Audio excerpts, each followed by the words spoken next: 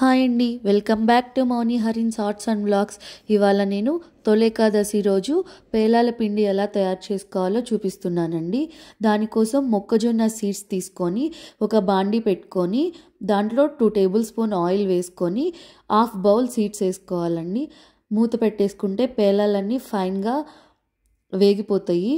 తర్వాత ఒక mixie jar తీసుకొని కొంచెం కొంచెంగా మిక్సీ జార్లోకి పేలాలు మొత్తం వేసుకొని యాలకులు లేదా యాలకుల పొడి వేసుకొని కొంచెం కొంచెంగా మొత్తం అన్నీ గ్రైండ్ చేసుకోవాలి. మొత్తం గ్రైండ్ చేసుకొని ఒక బౌల్లో వేసుకుంటున్నాను.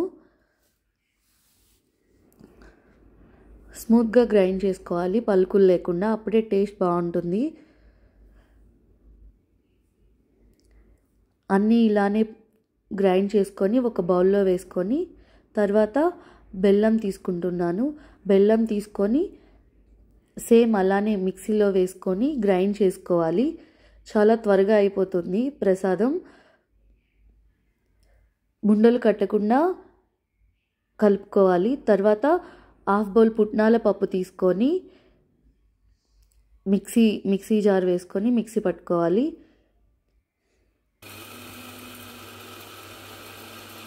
పుట్నాలు వేసుకోకుండా ప్రసాదం చేసుకోవచ్చు. పుట్నాలు వేస్తే ప్రసాదం టేస్ట్ ఇంకొంచెం బాగా వస్తుంది.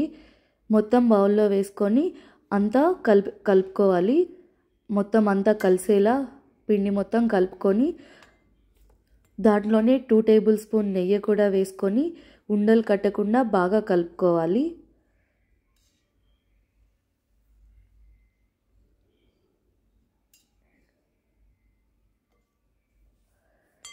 అంతే, ఎంతో టేస్టీ అయిన తొలేకాదశి ప్రసాదం రెడీ అయిపోతుంది. పేలాల పిండి ready. Thank you for watching. ఈ వీడియో మీకు నచ్చినట్లయితే మా ఛానల్ని సబ్స్క్రైబ్ చేసి సపోర్ట్ చేయండి.